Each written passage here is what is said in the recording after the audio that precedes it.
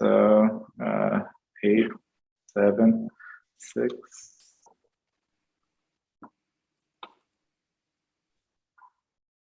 All right, I think we might be live now. And if you're tuning in on YouTube, you've come to the right place.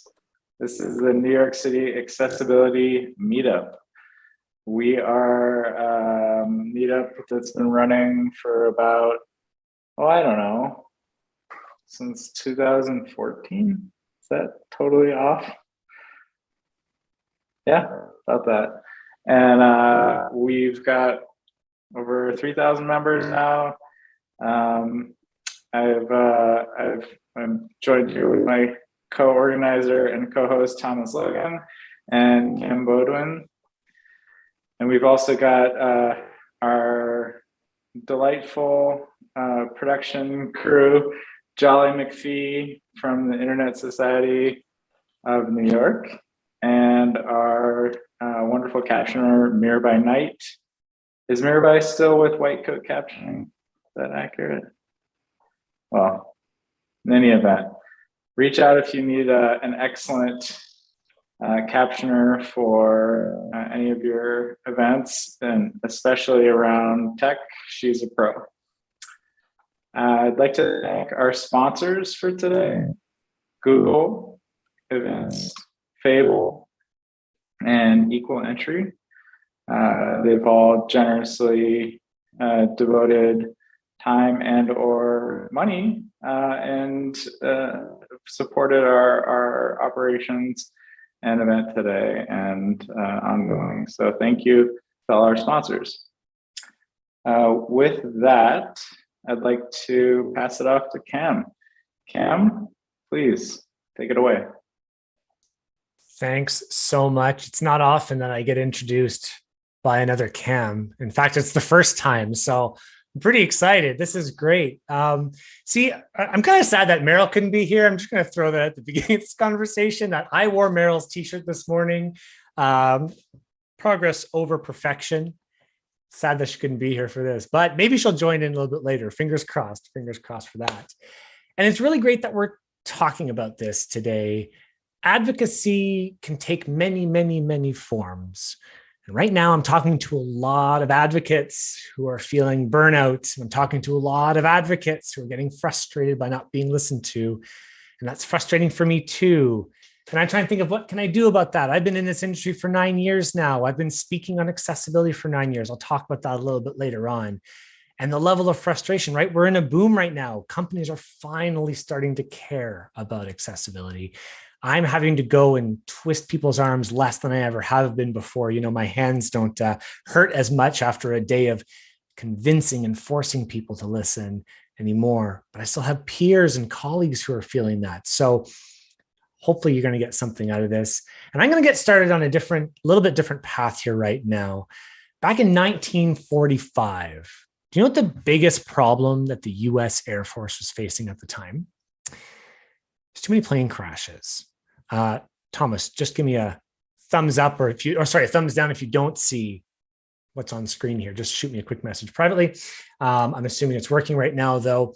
In 1945, the US Air Force had this really big problem. Like I said, on screen, I've got an image of an airplane, which is in a field, looks kind of worse for wear. It's like smoking and on fire in the middle of this field here. Pilots couldn't control their airplanes. And the US Air Force didn't know why. Because they used data, real data, to determine that the average person could fly their airplanes, right? They built these cockpits with unmovable chairs and no straps on their flight suits, and their helmets were just these leather things with like a hat. But this was the average, right? They said that if we build airplanes according to the average male body, we can have a functional airplane. Kind of sounds like how we build technology, right?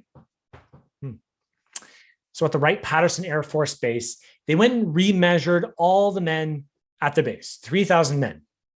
And they chest tested them for arm length and chest size and leg length and grip and head size and all this kind of stuff. There were 10 metrics. And it was amazing because someone said, let's retest the men and see how many men are average across all these 10 metrics. And you know what they found? was that zero. Not a single man was quote unquote average at the top of that bell curve across all 10 metrics. And if they reduce that down to only 3 metrics, less than 5% of men were average. They'd actually built airplanes for nobody. Again, kind of like how we build technology today, right? On screen, I've got an image of foot pedals, kind of like inside the cockpit, right? Facing down. And I've got some foot pedals here, and you can see that they're adjustable now. They can move back and forwards. And at the very bottom of the screen, there's a linch pin, which you can lift the stick upwards and downwards. This was the next iteration of airplanes that were designed and built based on adaptability. There's a flurry of work to be done to rebuild technology, rebuild tools and military equipment based on adaptability. Flight suits that had straps on them, seats that can go back and forward. What's that? And the amazing thing was that pilot performance soared. Adaptability versus average. And that study of ergonomics was born. I'm just got a big question mark here, because I want to talk about how I just started this conversation a little bit. I told a story at the beginning of this conversation. When talking about accessibility, I now shy away from even bringing up things like regulatory issues or guidelines or compliance or lawsuits, because I feel like sometimes I forget, or I used to think that this industry was about statistics, and it's not. It's about people, right? It's about people with lived experiences of disabilities. And it's people with outlived experiences with disabilities. And I realize that the people who listen to me talking about accessibility, they want to know that human connection. They want to relay it to their current experiences and someone else's experience. What's the line between those two? They want to know about stories, and they want to connect that way. And that's why I start off like this. And it doesn't matter if I'm speaking to executives at an organization or a QA team. I now tell them that they're all cockpit experts. So any time travelers who are listening right now too, go back in time and you can fix it a little bit earlier. Because it's not stats or lawsuits or guidelines or any of that kind of stuff. It's not repeating that 1.1.1 can't be fixed by automated tools that's going to convince people to care about accessibility. There's no human connection in that. We need to really make accessibility relevant to the people who are listening to our message as well. And sometimes that means talking about business goals and processes and things like that, which maybe we don't really understand that well. And sometimes it's about turning off a monitor and allowing someone in the QA environment to just try and figure out how to use their application using a screen reader without any visual context. Because what we need right now are champions and advocates. We need them right now. We need specialists and consultants and developers and QA testers and business leads more than ever who need to know about accessibility. And right, I can prove it. Some of you have probably already seen this. On screen, I just got a snippet of the Wall Street Journal. This is an image from last year. I've only highlighted certain parts of this, which is more companies are looking to hire accessibility specialists. This is written back in July of 2021. And the number of job listings with accessibility in their title grew by 78% in 1 year. And when I heard this for the first time, I was like, yes, it's finally happening, right? This is the reality. This was just before LETO, in October. It happens in October every year, #LETO. And I started to say that companies are finally starting to care, at least at a high level. These big organizations are hiring accessibility specialists and consultants and professionals more than ever before. Great. But then why do I still hear to this day my peers in the industry getting frustrated over things like getting burned out or being shot down when they speak up, or they feel like they're not being listened to? And I got an unfortunate truth to say. I agree. That is the reality. It happens to me too. I speak up with ideas and I say, no, there's no time, there's no money, there's no budget for that at all. Okay. And I came from being a developer. Not sales. I didn't do very many presentations. In fact, leadership when I was a developer was like, please, Cam, don't speak up. I can be a bit chatty. Maybe you haven't noticed. They would say, shh, Cam, demo days are not for you to talk about the product. Demo days are for the client to understand what's going on and how far they've gone into this, process. And I never had to convince clients to do anything. In fact, the sale was already done. So our role, even my lead's role, the lead architect, the lead engineer, his role wasn't to convince the client to do anything. If the client wanted to remove accessibility validation and verification from their contract, they said it was not their role to care about that. That didn't exactly sit well with me. That's what we were taught, right? Just say yes, yes, yes to the client because the client knows best. And here we are now as advocates and specialists, and we are expected to sell accessibility, to sell advocacy, and to convince people to care. Okay, I don't know New York that well, but I do know on screen I've got an image of the Avengers. I don't know which movie this was. I think this is the first movie. This is Park Avenue and East 40th Street, okay? Got my kudos in there for New York City. I don't need to know that you are passionate about this industry. You're here right now. You're listening to this message. This is valuable to you. How did you get into this industry? Normally, this is where I would do some audience interaction, but Zoom bombers kind of destroyed that for us. That's okay. Did you have a mentor? Did you have a guide? Or were you like me and you were thrown the WCAG and said, go figure this out, Cam? All right. I don't know of any other industry out there. Could you imagine if an electrician was told, here's a screwdriver, just go, poke around in that electrical box on day one. I'll talk to you tomorrow. But that's what we're expected to do. Even in sales, if you were part of the sales department of your organization, you'd be taught sales techniques and meeting etiquette, expectations and verticals and presentation styles and body language. But we don't get that. We read guidelines, we learn about lived experiences, and we're told to figure out the tools like screen readers, like Dragon Natural Speak, like overlays. No, hold on, scratch that out. And then we uninstalled them, right? Lighthouse and color contrast analyzer. But those are very much the how of accessibility. Where's the interpersonal skills, the communication, and the persuasion and selling and coaching? These are skills that we need to learn as well. How to be engaging, how to convince people. These are the important things. And I guarantee you've probably done a lunch and learn for your organization, for your team or something like that, as a knowledge transfer beyond these technical skills. This is where we're going to start. This is what we're going to talk about today. Speaking up and speaking out, calibrated communication for professional advocates. Because what I want as an outcome to this conversation is a new way that you can approach accessibility, maybe a change of mindset a little bit. When you next need to speak to your boss or your leader or your stakeholder or your client or your team, I believe that we can do better. And I know you don't need to be in sales because you're already empathetic. You're already ahead of the game because you know how to relate to people by putting yourself in their shoes. So this is a conversation about success and forward thinking. It's a conversation about it's the right thing to do. And I think we all know that. And this is also about you. And it's how good you are. And now you can pivot just slightly and go from good to great. It's about hands-on techniques and empathy building and speaking about speaking skills and the difficult topic of inclusion to a resistant crowd, because that's all about people, right? I remember once I was working for a consulting organization and all I had available to me for one of my clients was these skills. She was a project manager. She was assigned the accessibility project. I delivered a report of 3,000 accessibility issues, and I was not allowed to talk to the developers. I was like, how am I going to communicate this stuff?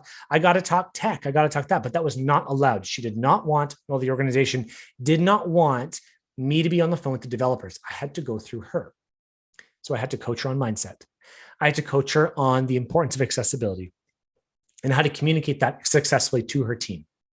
The result, she succeeded.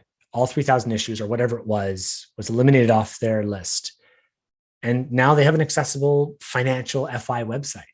And she's since left that job. And now she helps new immigrants, refugees, and people with disabilities find jobs in tech, particularly around Salesforce.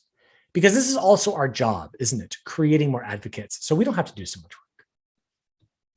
So the first thing we're going to talk about is that it's not about you. So on screen, I've got an image. I've got like a captain of the ship here. She's at the top, and I've got 6 characters underneath, right? So we got 5, other pirates or, characters of seamen. And there's also you, who is an astronaut, of course, just like me. We're all unicorns and astronauts. And you're going to convince the boss why a carousel is crappy and should be removed from the designs, right? We've probably all been there. But these were business requirements, but we know that it doesn't work well. And we're going to try to figure out how to talk to her about that in a way that's meaningful to her. So her name is Cassie, and she is a design lead. All right. So this is usually where I'd get a little bit more of interaction from the audience. Unfortunately, once again, we don't have that available to us. But what could possibly be some of the professional responsibilities of Cassie? She's probably caring about the KPIs of what she needs to do. She does hiring. And by the way, all these responses are from previous meetups like this, exactly like this. She needs to do some mentorship, maybe some strategy planning, budget allocation, possibly if she has any kind of manager part of her role. She needs to collaborate with tech and product teams and QA sometimes, maybe even up higher in the business. But that's not all. What about some of her personal responsibilities? Because that's important too. Maybe she's a mom. Maybe she's got some family issues. Maybe she commutes to work and it's like an hour and a half to get to work in Toronto traffic or New York traffic, right? Possibly. Maybe she's a volunteer. Maybe she's buying a house and the stress of buying a house in today's market is weighing on her mind. And she's got insomnia perhaps. Now I've pulled out this slide probably at about 15 to 20 different conversations now. And not once has anyone ever answered accessibility as part of her professional responsibilities. And that's amazing. Here we are talking about accessibility, yet Cassie doesn't even have accessibility as part of her professional responsibilities. Well, where does it go? And then we're here saying, you're not listening to me and you don't care about accessibility, when she has the other equally important responsibilities as part of her tasks. And then she brushes us off and says, yeah, okay, sure, accessibility, yeah, whatever, that's important. And that hurts. I've pitched accessibility to sales departments and developers. I've actually tried to create a center of excellence at an organization, and the entire department was shut down after months and months of work. We put everything in place. We're ready to start the team. And they said, actually, we're just going to pull the funding from this because we think a recession is around the corner. And I take that personally, and I get frustrated on that. And I say, why aren't you taking action now? So I want to change our perspective just a little bit here. We have something called the curse of knowledge. Right? I know I do. When I walk in, I forget that I have a cognitive bias towards accessibility because I wasn't always an accessibility champion or an accessibility expert or an accessibility advocate. At some point, I learned about it and I started to change my perspective on it. And I started to think that accessibility equals important. And now I accept that it's the right thing to do because of that perspective. I can give another example. I do a lot of woodworking and gardening. If I came in here and started to talk about monsteras and dovetail joints, maybe I'll lose a lot of people in this conversation. They'll say, what's this guy going on talking about? So if we need to convince someone that it's the right thing to do, we need to realize that our baseline is not necessarily theirs either. I'm Cam. I'm a professional speaker on disability inclusion. I'm not Cam, a developer who sometimes talks about alt text, That may be their story. Accessibility is our identity, and we need to teach people to make it part of theirs as well. Because I have a theory. On screen, I've got an image of an arrow that's going from left to right, and it says engagement journey at the top. And I'll be talking about this in a moment. There's labels on certain points of that arrow saying ignorance, pity, sympathy, empathy, and compassion. I've got a friend whose daughter has childhood arthritis. I didn't even know kids could get arthritis. She now walks with a little bit of a limp because there wasn't enough blood flow in one of her knees to move to the rest of her leg. And therefore, one of her legs is shorter than the next. It's almost not noticeable. So let's go through what somebody maybe at the park who's just seeing this little girl for the first time might be thinking in their level of understanding of what's going on with her. If she's in the ignorance category, if someone's in the ignorance category, they're going to say, oh, that child has a limp. That's the parents' fault. They're not letting her run around enough outside. What's her problem? Maybe she's been eating too much sugar. What if you move someone to the pity stage? Oh, poor child, poor kid. She'll never get better. Hopefully she does. What about sympathy? Oh, someone saying that sucks. My cousin used to have a limp, but he outgrew it, right? But then when we move on to true empathy and compassion, we start to change our mindset a little bit. We start to say things like, thank you for sharing. When I learned that, when she admitted to me that her daughter had arthritis, that was the response. And then finally, when you get to true compassion, which I'm sure we each would do with our best friends, we would say, that's really big news. And I'm really thankful that you told me about it. And by the way, if ever you need a babysitter for her. I'll still watch her. And in this room, you probably sit around here in accessibility. On the right-hand side, I've got the space astronaut with a box around empathy and compassion. But your boss, your client, and your team may sit on the left over here in that pity or sympathy stage, right? Maybe they've never even met somebody with a disability. Maybe they don't even know what that is. Thinking about your progress and your journey, maybe you have a family member with needs, accessibility needs, or maybe you just got into it like myself. You found an interest and a deep understanding that there's a need here and it's equity that's important. Where did you start? Where are you now? And how did you get all that knowledge? I'll tell you a story, actually. I've got a friend who's blind. And when I was working at a large international technology firm with 3 letters, I won't say which one it is, a lot of A-type consultant personalities there. And he walked up to my friend for the first time and said, "Hey, Joe, my name's, Bill. Nice to meet you." And he stuck his hand out. And as you know, with A-type personalities, there's kind of that stare down, right? Like, who's going to flinch first? He had his hands extended out, and my friend who was blind didn't even know there was a hand in front of him. This is the first time that my boss had truly met someone who was blind. That was the first time I'd truly met someone who was blind as well. I will admit that I ran away from that situation. I turned tail, I ran and loaded up YouTube, and I typed in how to introduce yourself to a blind person. I didn't know any better. That handshake never came, and it was kind of this awkward situation for my boss and my friend. And we don't know how to act in these situations because nobody really tells us. I grew up and my mom had never told me about how to talk to people with disabilities. HR departments had never talked about this is what people with disabilities are. And our educators and our teachers and schools don't really approach the subject. It's not part of our regular curriculum. And by the way, if ever you've never met someone who's blind, just state what you're doing. Hi, hi, John. Hi, Joe. I think that's what I said. Hi, Joe. I'm Cam. Can I shake your hand? And that's all you need to do. So I'd like to reinforce here is that baby steps. You already have empathy, and you should use it on your managers or your peers or your clients, because maybe it takes 10 times for you to convince them to care. And that's tough. We have to start really, really small because we don't know where their baseline is. And to move them up to where we are in sympathy and empathy is going to take time and energy, because it's not about us. It's about them and their journey. But it is our job to help convince them and move them along this path and this journey towards accessibility and disability inclusion and knowledge about that. And our job is to persuade and convince. So how do we actually change someone's perspective? Part 2 of the presentation here, I've got view and I've got some cool looking sunglasses on the screen. So view, when I need to have an important conversation, I try to use this method to remind myself that, once again, who is the audience and what are they talking about? Because if I need to change somebody, I need to first learn to listen before I can speak, not the other way around. I used to jump right to solutioning, and I know a lot of people still do, saying, here's what you need, right? You need this right away. Could you imagine if a doctor walked up to you and without even asking a single question, wrote your prescription and threw some pills at you? It just does not make any sense. So I call this the 4 aspects of calibrated communication.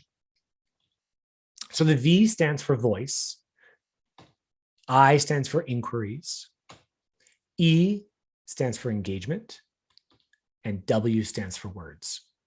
And I'm going to be using accessibility examples here, but it doesn't only apply to accessibility. I like to use this in many aspects of my life when I need to have a serious conversation, when I need to have an important conversation.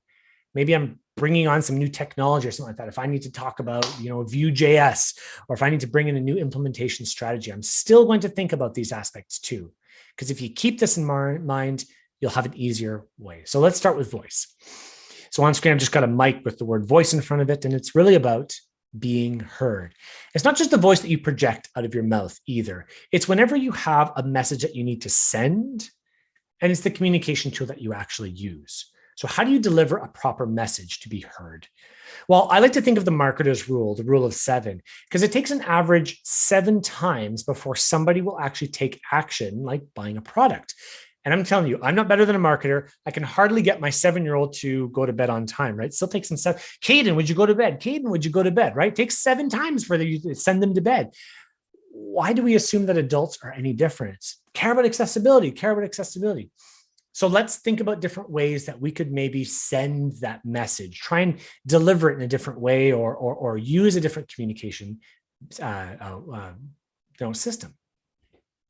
Let's think about Cassie for a second here, who says, we don't have time for accessibility right now. It's not on the roadmap. I don't care. Okay, fine. I can go talk to a developer. I can go talk to a QA tester. I can go talk to somebody else on her team. She never said I wasn't supposed to. Talk about that in a second too. And I can go tell them, are you struggling with accessibility? And say, oh yeah, the client keeps whispering, whenever we show demo days, they keep asking about accessibility, and Cassie keeps saying it's going to happen later on. Oh, okay, great. That's really great to hear. Maybe I can help you out with that. Maybe I then go back to Cassie and say, hey, I heard from your team that you're really struggling with this. Is there anything I can do to help? And she says, we'll put that in the backlog. We'll release the product first, and then we'll care about accessibility later, right? We've heard that one before. Maybe I would just approach and say, well, tell you what, how about we just address the backlog? I'll take 1 hour of your time, and we'll look at some accessibility issues in that backlog. We'll have a lunch and learn, do a quick triage.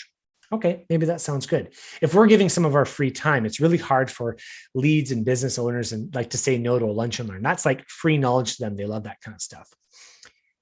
In this story, I probably addressed accessibility with that lead with Cassie about 5 times, but I wasn't heard until the very last time. I'll even try different methods to try and communicate this as well.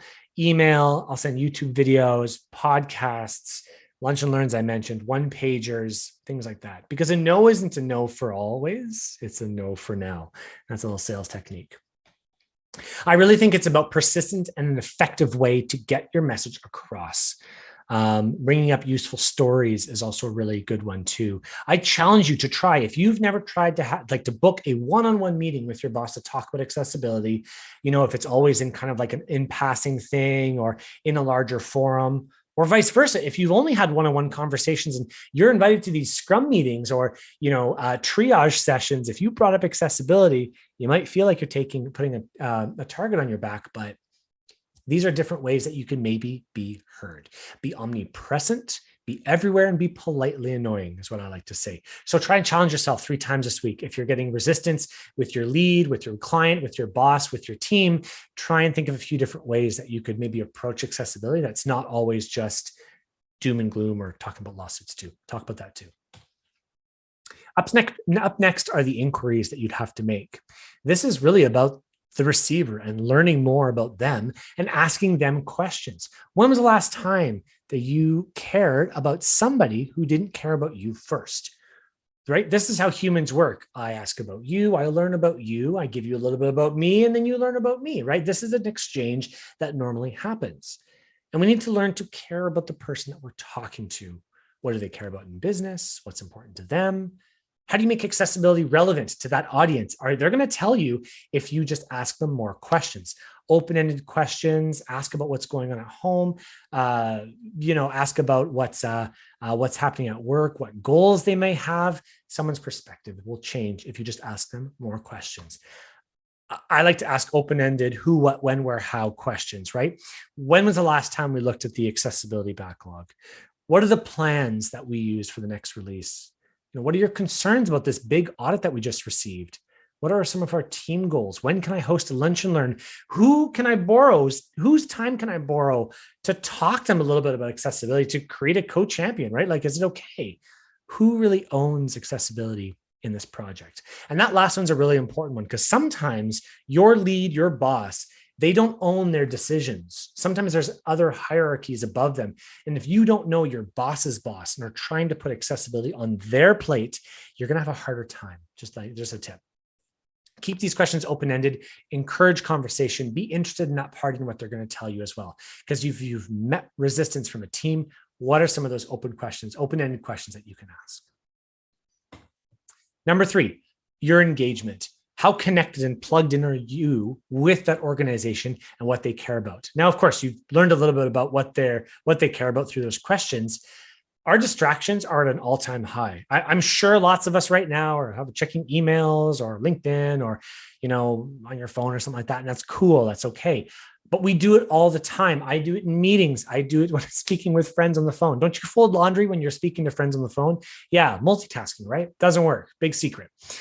What's the big picture for the people that you're speaking to? Do you know their business goals? Where do you fit in those business goals? I'll give you a hint. If you've been hired to do something about accessibility, you already have permission to be asking some of these questions. Are you aligned with their vision? Do you empathize with them? Do you know who those real stakeholders are? Maybe there's some other pressures that you don't know about. I like to think of this, but back when I was working at that same large tech firm, they talked to me about when there was a security flaw that was discovered in one of their applications that they built. I went and asked the senior director of the organization. I said, like, hey, did you hear about the security flaw? Like, what do you care about? And he says, Cam, when you're at my level, you don't concern yourself with those small things. You have team members to handle that for you.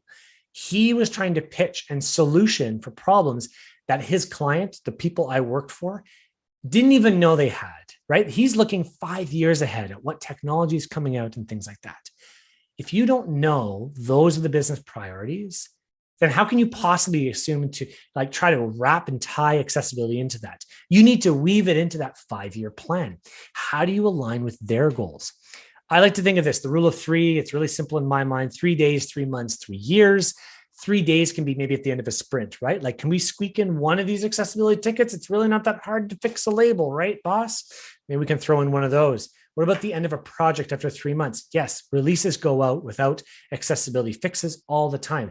Releases also go out with other bugs in them too, because sometimes there are stakeholders which are beholden to shareholders, which we, otherwise you don't have a job.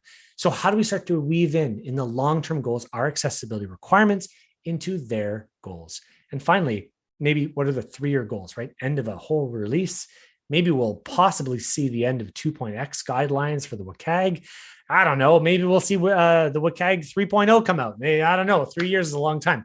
But maybe we're facing other deadlines that you don't know about until you're truly plugged in. And by the way, consulting firms try to keep very lean. So the earlier we can have these conversations, the better off we're going to be. And we got to be a bit bold about that. Finally, I'm going to talk about words and the clarity around that, because how do these messages actually be delivered to these stakeholders or these bosses or clients? By being simple and clear, we can really increase audience retention to what we're doing.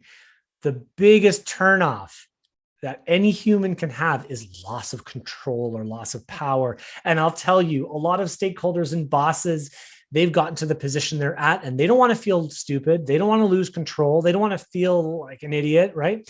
But when we give them a complex problem without a solution, they don't know where to start. They get lost in that too. So how do we change that? If a problem is really complex, we need to simplify it. By the way, there's a great book out there called Don't Make Me Think by Steve Krug. I get mad street cred from my UX and UI friends when I talk about that. I whip it out and just show it. Usually I'd have it here, but whatever. There's a lesson here, right? Talking about clarity, talking with clarity and simplicity in everything that we do makes it more approachable and easier to communicate, right? What if that decision maker, what if that person, your boss, your client, your lead, your team needs to talk to other people? Maybe your boss really cares about this, right? Maybe you've told them all the right things that they need to say, yeah, let's bring in accessibility into this. This is great. If they don't know the right words to communicate to their leadership and put it on their entire project plan, which may span multiple years, then it's going to get lost, right? I'll show you an example. Non-text content success criteria 1.1.1 WCAG 2.1 level AA. I'm going to tell you, to a VP of development, they have no idea what this means. No idea. How do we simplify it? This is alternative text for graphics in the accessibility guidelines. Now we've all of a sudden started to change that tone. I like to simplify it even more though, because I want to relate this to a business reason. And I call 1.1.1, it's required text on images that improves SEO. And they love that. I'm getting companies convinced. They say transcriptions for podcasts are a gold mine. They say it's perfect for SEO. It's so good. Wow.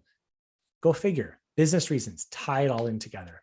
In fact, I usually don't even bring up the accessibility guidelines anymore. WCAG, by the way, for anyone who doesn't know, Web Content Accessibility Guidelines, it's our holy Bible for any accessibility professionals. I'll maybe bring up the POUR principles: perceivable, operable, understandable, and robust. Maybe if I need to. I don't know.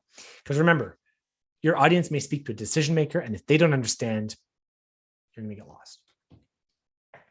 Got a clock on screen. Because what I've heard as feedback after I tell people that is they say, wow, Cam, this is a lot of time. I don't have time for that. We need this change immediately. I've been banging my head against the wall for months. I'm going to give you a hint. Accessibility is not a race. Diversity, inclusion, and equity is not a race. We are changing company culture. We are coaches and we are leaders and we are teaching entire organizations to be better. It's just like diet or exercise or saving money. Our only tool is time. And how do we use that time effectively? So I like to say patience and persistence equals progress. Because we overestimate what we can do in a year and we underestimate what we can accomplish in a decade. That's from Matthew Kelly in The Long View. So let's bring this all together, okay? Up on screen, I've got the number 10,982. Maybe you know what this number is. Maybe you've used it in one of your presentations before. This is the Americans for Disabilities Act lawsuits, Americans with Disabilities Act lawsuits from 2020. There were 10,982 lawsuits filed in America in 2020 around for the ADA. That equals 30 lawsuits a day. Why do we use this number in our presentations when we talk to leads? I know for me, I used to bring up in Canada, we have the Accessibility for Ontarians with Disabilities Act, AODA, as some people call it. And I used to tell the business leads, I would say, you're going to get fined for $10,000 a day. You as a CEO of an organization who doesn't care about accessibility, you are going to get fined. And I don't know what I wanted out of that. Was it to shock people? Was it to threaten people? Because that's how some people used to come back and say, it says, Cam, were you threatening us? Are you going to tell on us if we don't do accessibility? In fact, I had a client once come up and ask me, Cam, how many businesses in the United States are covered by the ADA? And I had to look it up. Did you know that there are 32,500,000 businesses covered by the ADA in the United States? At 30 lawsuits a day, we're looking at something like 2,900 years to sue everybody. Lawsuits are not the solution. I don't lead with lawsuits anymore. I don't think it's effective. Another statistic that we use quite often, over 1 billion people worldwide have a disability. Probably this is the most common stat in our industry. I don't like just throwing blind stats to people like this. They are difficult to understand. 1 billion people is 3 times the population of the United States. Its number is just too big. It's just too massive for people to understand. They look at me like a deer in the headlights. Maybe we can deliver this message a little bit better. Let's go back to Cassie for a second here. This is Cassie with all of her responsibilities, right? Professional responsibilities of KPIs and hiring and mentorship and strategy planning and budget allocation and collaboration. She's got her personal responsibilities of being a mom and family issues and long commute time, volunteering, buying a house and insomnia. Hoo boy. So let's use everything that we've learned so far to maybe make this more applicable to her. By using our voice, what I would do is after learning a little bit about her, I'd say, hey, here's a fun video about accessibility. If you've got kids, you're a mom. Well, first off, my kid loves watching videos of other kids who are amputees, right? Who have developed Lego prosthetics. He thinks it is just the coolest thing on the planet. Very, very cool. Maybe I'd send her a podcast around accessibility. I don't know, something like that. Inquiries. When was the last time that our team truly learned about accessibility personas? And can I walk them through that? Other inquiries. What are our team targets this quarter? What do you think the team struggles with around accessibility? When was the last time that our team learned about accessibility personas? What about the engagement? Hey, last time at the all hands call from our CEO, he talked a lot about DEI, diversity, equity, and inclusion. Did you know that accessibility fits perfectly within that? People with disabilities are at the true intersection of all inclusive and diverse peoples. Maybe we should have a conversation around that. Or, hey, last time you posted some neat stuff around the bank, around Diversity Inclusion Month or something like that. How do we start to tie what we already know about the organization from their pillars of success that they're already communicating outwards? Maybe they've changed their logo to have a flag, right? To change the flag, Diversity Inclusion Month. Maybe we can tie that into that too. Hey, you're already publicly posting this. Let's pick up our socks. And finally, the words. I like to talk to Cassie or anyone who's in a lead role, really tie in those words of goals or collaboration or simple or easy or approachable or clear. Those words really, business leads loved hearing about that stuff. So now using that statistic that I talked about already, over 1 billion people worldwide have a disability.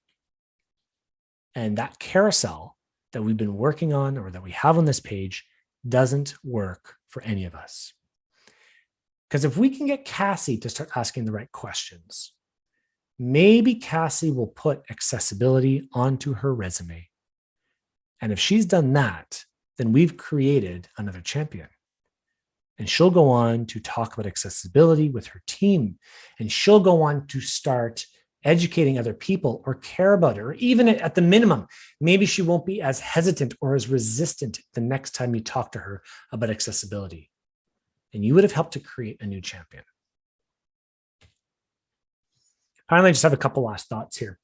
The DEI space, diversity, equity, inclusion, is hard, very hard. I talked about at the very beginning of this conversation. It's burnout central because we give and we give and we give and we give and we know it's important. And I've been broken many times in this industry. I've spoken to leads, I've had the rug pulled out from underneath me as well. And I know you have too. And if you haven't experienced that yet, that's amazing. First off, it may happen. And I've talked about accessibility for months. And then that person that I was speaking to who cared and who got buy-in, he moved on to a different role. And I had a new person come into the role and I had to start at square one again. But silver lining, I've now talked to more organizations than ever before about disability inclusion. And I've been speaking on this, like I said, for about 9 years now. And I've spoken to more people or more organizations with less resistance than ever before. We need to learn to revel in this coaching and creating champions mindset. Because when we do that, we just start to realize that, oh, hey, I just haven't said enough of the right things to get this person to care. And a lot of our job when the new person comes in is going to be to sit them down for 30 minutes and say, hey, I know you're a junior QA, but by the way, we care about accessibility here. Let's talk about it for 30 minutes. Let's show you how to use a screen reader. And that happens at the beginning, not 3 months in, not 6 months in when they're all comfortable and jaded and stuff like that. That conversation happens at the beginning. I use the same talk and I talked about it at Global Accessibility Awareness Day, because these are the important conversations to have. How do you not get burned out and how do you not feel stuck? Because you owe it to yourself to figure out some of these interpersonal skills and use them on doing better communication. Just before I wrap up here, I have a quick ask. This talk is spurred by feedback that I receive from people like you, people in this industry. If you go to http://cam.pw/challenges. Thomas, I don't know if I can put this in the chat. I'll try putting in the chat and see what happens from it. It's all good if not, though. I take feedback here because I want to learn just two things. I want to know what's the most frustrating thing about advocacy and what's the most frustrating thing about learning, changing company culture. Just two questions. I'm not buying anything and stuff like that. It's all good. Thanks so much for your time. Thanks, Thomas. Thanks, Cam, for having me on the show today. I really appreciate it. You can follow me on LinkedIn. I try to post daily accessibility tips, advocacy tips, communication skill tips, and things like that. And I'd love to talk to you if ever you have a question and want to reach out. I'm super open. I may talk your ear off, but that's just me. And thanks so much for participating today. Thank you so much, Cam. That's awesome. And really appreciate that. And I definitely, you should all reach out to Cam and follow him on LinkedIn and Twitter. He's got always lots of interesting stuff coming out like every day, like these talks that we had here today. So, again, thanks so much. I wanted to kick off with like maybe a first comment from someone in the chat from your topic today. She said that Adrian Gray said that it's not about you, but it can benefit you too. was the name of a Lunch and Learn topic title. Love it. That she submitted. So she really absolutely love it. It's not about you, it's not about you, but say it again. It's not about you, but it can benefit you too. Oh, I love it. It's not about you, but it can benefit you. That's so cool. That's a great one. And I wanted to ask, what do you think about using, actual customer feedback from social media, or, people looking for, maybe even support tickets or just information that people with disabilities may have reported to the company, but get overlooked? Yeah, that's a really good question, because I have two minds of it. We need to be careful about using data to show why this is important, right?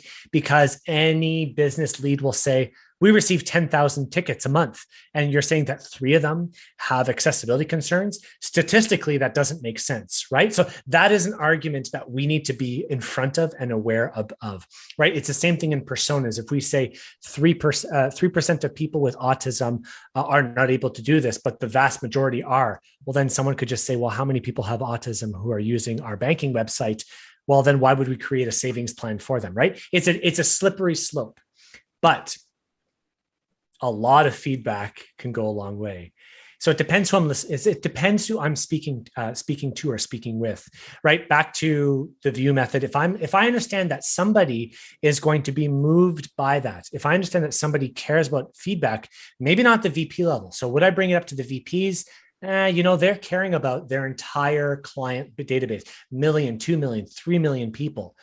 Maybe they don't care, but maybe the QA lead does, because they're responsible. It's part of their targets to care about customer feedback. I'm going to highlight it to them because I know through conversing with them and having a conversation, well, what do you care about? Well, I'm in charge of making sure that there's zero feedback. I'm going to lean in really hard. And almost anytime I need to convince this team member to care about accessibility, I'm going to say, hey, I just pulled out this other one. Let's break this down together. It doesn't have to be a shame and blame exercise. We can just make this fun. Be like, hey, this person just commented that, they can't, they're not able to, use light and dark mode with the keyboard, right?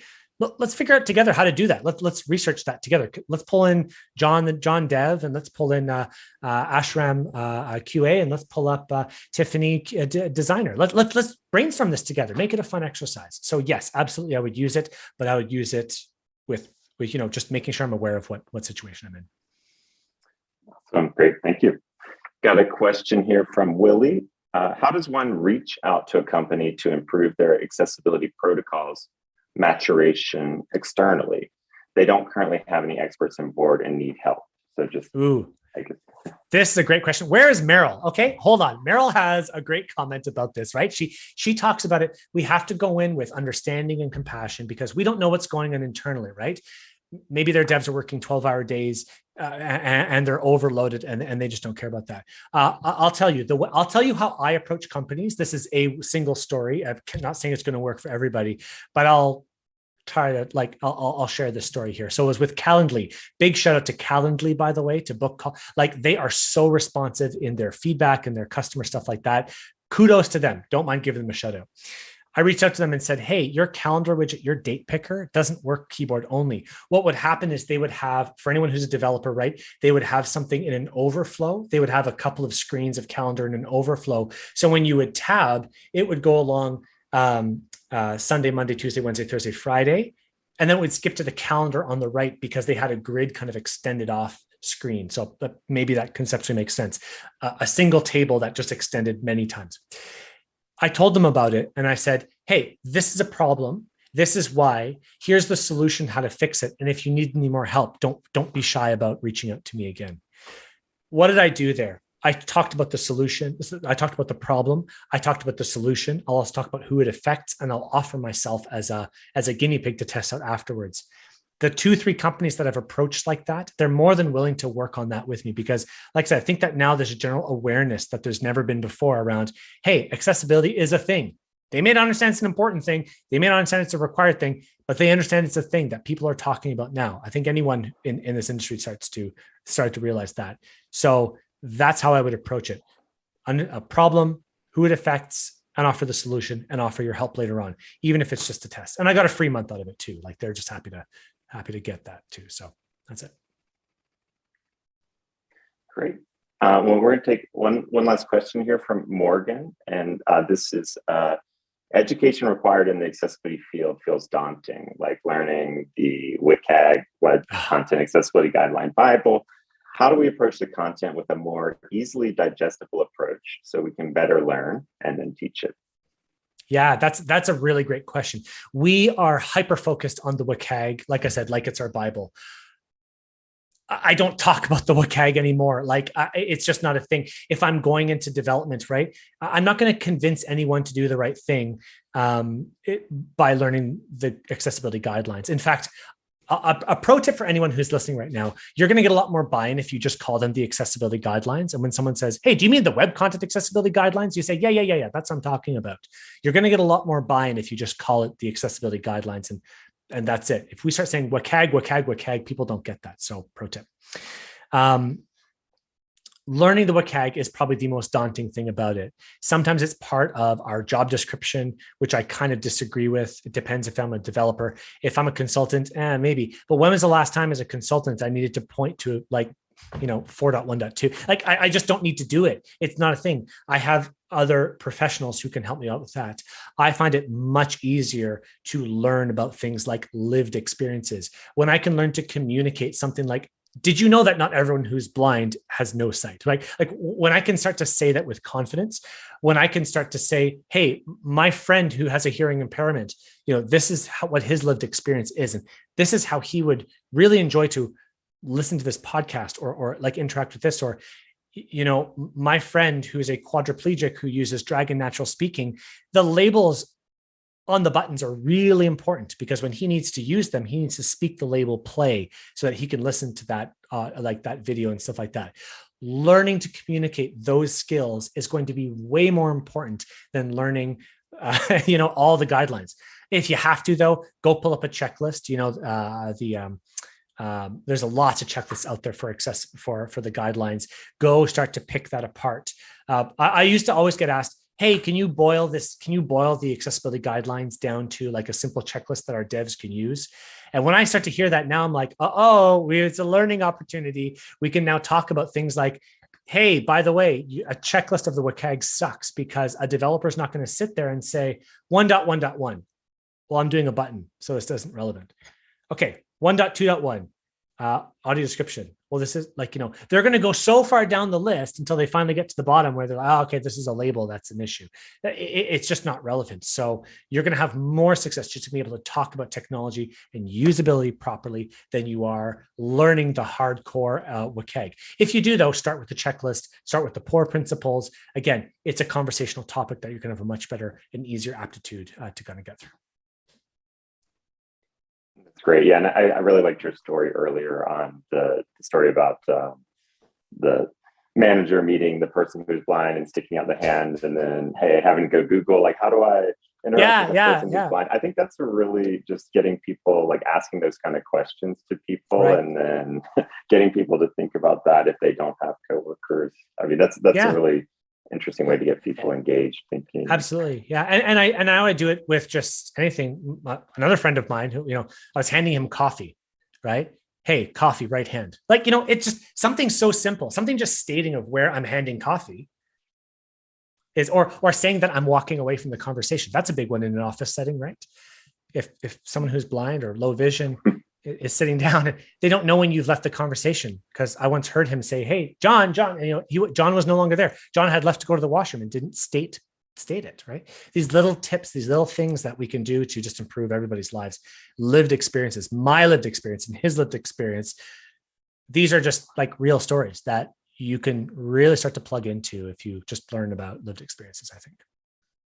Yeah, I'm actually going to plug Fable here because they do usability research and testing and training with customers, with live participants, and it's awesome.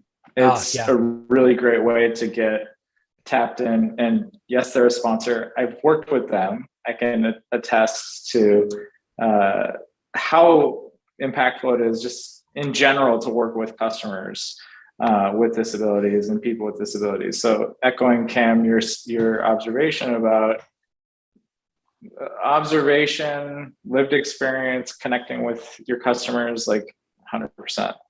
Yeah.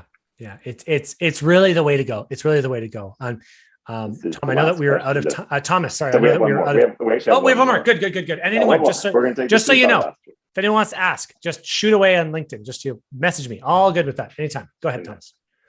Okay, so we'll take this as the last one for tonight. So we'll take one more. Okay. Danielle, any tips for advocating for accessibility within your organization if you're not an expert? It's something I would like my team members to think about, but I don't necessarily have all the answers.